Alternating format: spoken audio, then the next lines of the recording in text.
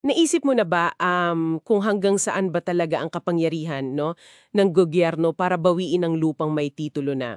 Lalo pa kung ang ugat nito ay mga dekretong galing pa sa martial law era, tapos parang may banggaan pa ang ehekutibo at hudikatura. Ito mismo ang tatalakayin natin ngayon. Ating sisiyasatin kumbaga itong desisyon ng Korte Suprema sa kasong Vines Realty Corporation versus Rodel Ret. Ang GR number nito ay 224610 at inilabas ito noong October 13, 2021. Titingnan natin ano yung mga pinagmulan nitong alitan sa lupa, paano ba ito tumakbo sa mga ahensya, sa mababang hukuman, at syempre yung pinakaimportante, yung hatol ng Korte Suprema tungkol dito sa proseso ng reversion, yung pagbabalik ng lupa sa estado. Okay, simulan nating himayin to, no? Ang pinag-uusapan nating lupa dito ay mahigit 170 hektarya. Malaki to. Nasa Camarines Norte. Dati raw itong sakop ng mineral claims ng isang kumpanya, San Mauricio Mining Company or SMMC. Pero noong 1957 pa, ibinenta na ng SMMC yung surface rights lang, yung karapatan lang sa ibabaw ng lupa, sa NASCO. Ito yung National Shipyards and Steel Corporation, isang GOCC. Oo, tama. GOCC yan. Tapos, pumasok na nga yung panahon ni Presidente Marcos. Noong 1968, ni-reserve niya yung lupa para sa NASCO. Proclamation number 500 yun. Okay. So reservation muna. Oo, reservation muna. Tapos, noong 1975, naglabas siya ng Presidential Decree. Ito yung PD 837. Dito na mismo inilipat ang pagmamayari, yung ownership talaga, sa NASCO. At binigyan pa sila ng kapangyarihan na ibenta yung lupa. Nagkaroon nga sila ng titulo, yung OCT number 0440. Grabe.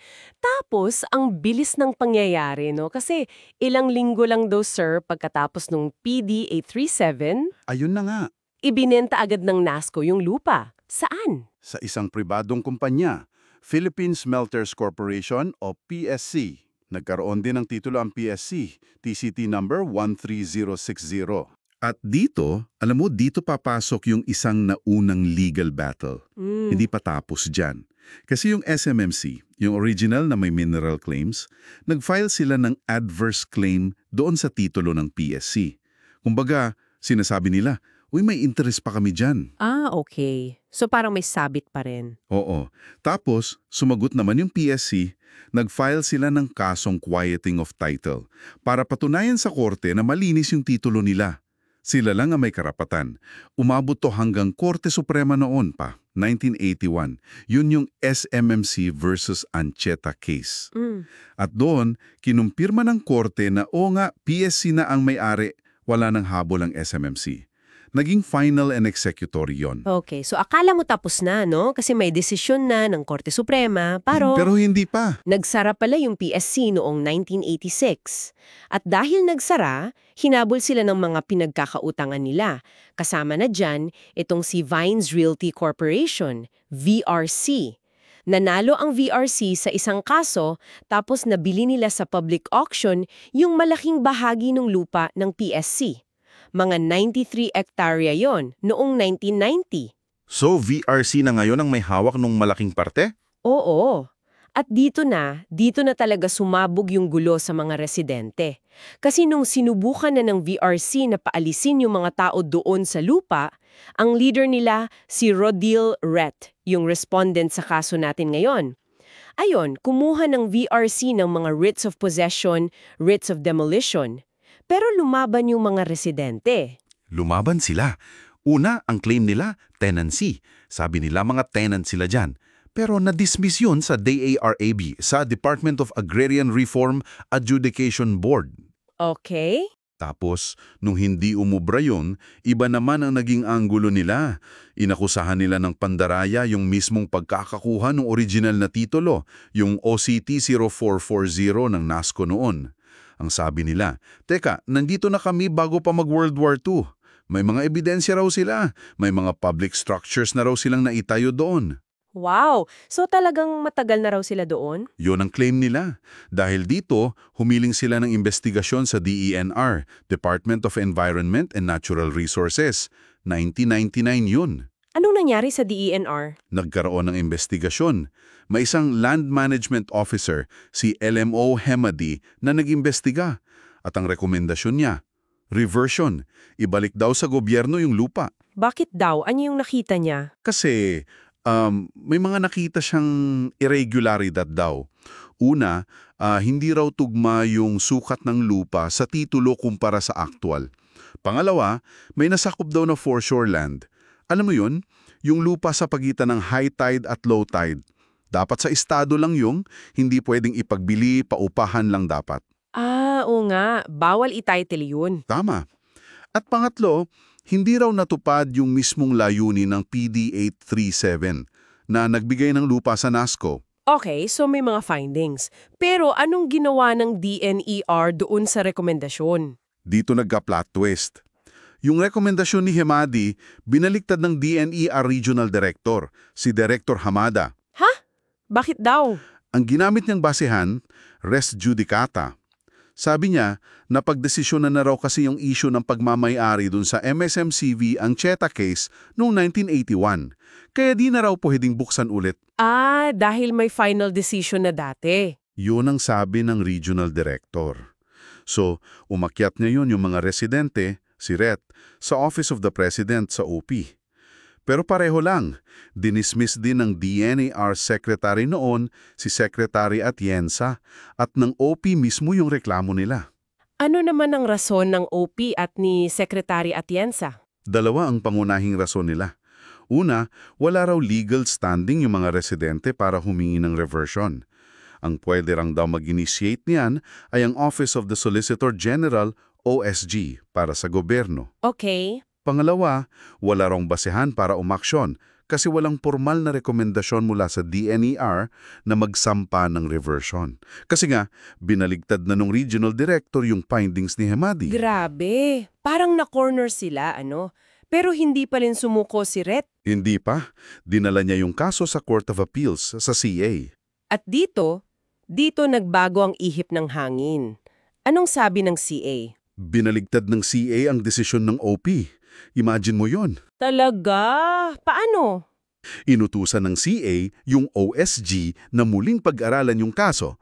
Tingnan daw ulit kung may basehan para magsampa ng reversion proceedings. Wow, anong basehan ng CA para baliktarin ang OP? Sabi ng CA, hindi raw applicable yung res judicata dito. Kasi, oo, napagdesisyonan na yung ownership issue between SMMC and PSC noon. Pero iba raw yung issue ngayon.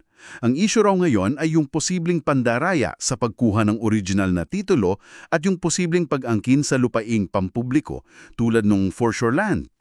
So magkaibang issue daw. Oo, binigyang diin din ng CA yung mga findings ng LMO Hemadi, yung mga irregularidad na nakita niya at sinabi nilang may public interest na involved dito, kaya dapat daw tingnan mulit ng OSG. Okay. So, umabot na sa Korte Suprema. Ano na ngayon yung pinaka-main issue na hinarap ng SC? Bale, ang tanong, pwede bang utusan ng isang korte tulad ng CA ang OSG na mag-investiga o magsampa ng reversion? Kahit na ang mismong ehekutibo, represented by DENR and the Office of the President, ay nagsabi na wag ituloy or walang basehan para ituloy. Yan ang crucial question. Separation of powers ba ang labanan dito? Exactly. At anong naging hatol ng Korte Suprema? Ano nga ba? Ang sagot ng Korte Suprema, hindi pwede.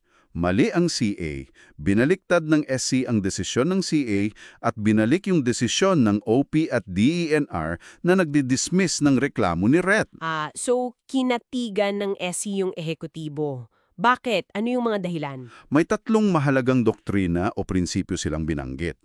Una, at ito yung pinakamahalaga siguro, executive prerogative at separation of powers.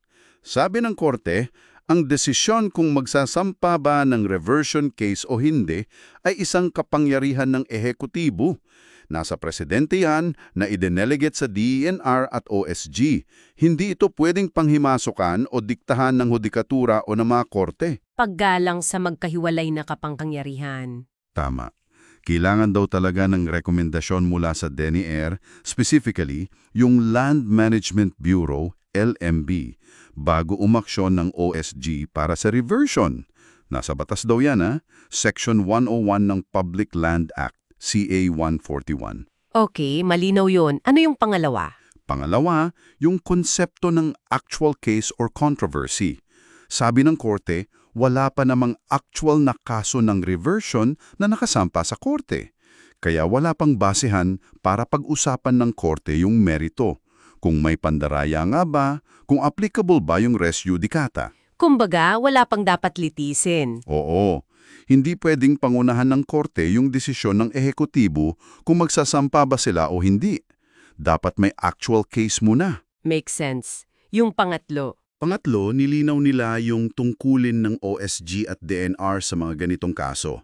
Ang OSG daw, bilang abogado ng gobyerno, ay umaasa sa technical expertise sa mga investigasyon at rekomendasyon ng DNR-LMB pagdating sa mga usapin ng lupa, lalo na sa reversion. Hindi raw pwedeng utusan na lang ng korte ang OSG na, mag-investiga ka nga dyan, nang walang input o rekomendasyon galing sa DNR. Magkakaugnay daw ang trabaho nila dito. Okay, so linawin lang natin para sa mga nakikinig. Hindi naman sinabi ng Korte Suprema na walang kwenta yung mga aligasyon ng pandaraya ng mga residente. Hindi. O kaya na talagang res judicata na at sarado na yung usapin ng lupa. Hindi yun ang sinabi ng Korte Suprema. Napaka-importante niyan. Ang sinabi lang nila ay yung proseso, na ang desisyon kung itutuloy ba ang reversion o hindi ay nasa ehekutibo base sa rekomendasyon ng DENR. At hindi pwedeng pilitin o utusan ng Korte ang ehekutibo na gawin ito kung nagpasya na silang wag. So procedural yung naging focus ng decision ng SC, yung separation of powers talaga. Yun ang naging pinaka-core ng ruling nila. It highlights kung gaano kahirap, para sa mga ordinaryong mamamayan na questionin yung desisyon mismo ng ehekutibo pagdating sa pagbabawi ng lupa, lalo na kung may mga lumang batas o decree ang involved. Talagang binibigyang diin ito yung gatekeeping role, kumbaga, ng DENR at OSG sa proseso ng reversion. Nakakalungkot din para sa mga residente na matagal nang lumalaban, no? Totoo. At dito, papasok yung isang mahalagang tanong para sa ayon na nakikinig. Kung ang ehekutibo mismo, sa kasong ito, yung OP at DENR, ay nagpasya na huwag ituloy ang reversion kahit pa may mga aligasyon ng irregularidad, kahit may posibleng public land na involved, ano pa kayang ibang legal na paraan ang pwedeng gawin? Meron pa bang ibang remedy na pwedeng tahakin ng mga apektadong mamamayan tulad mong marahil para ipaglaban yung tingin nilang karapatan sa lupa o para protektahan yung interes ng publiko? Yan ang isang napakagandang tanong na iiwan natin sa ating mga tagapakinig. Ano sa tingin mo? Ang layunin lang naman ng ating pagtalakay na ito ay para mabigyan ka ng mas malalim na pag-unawa base syempre sa mga dokumento at desisyon na ating pinag-aralan. Para sa mas marami pang ganitong pagsisiyasat sa mga mahalagang usapin, lalo na sa mga desisyon ng Korte Suprema, huwag kalimutang mag-subscribe o mag-follow sa The Deep Dive. Hanggang sa susunod na pagtatalakay!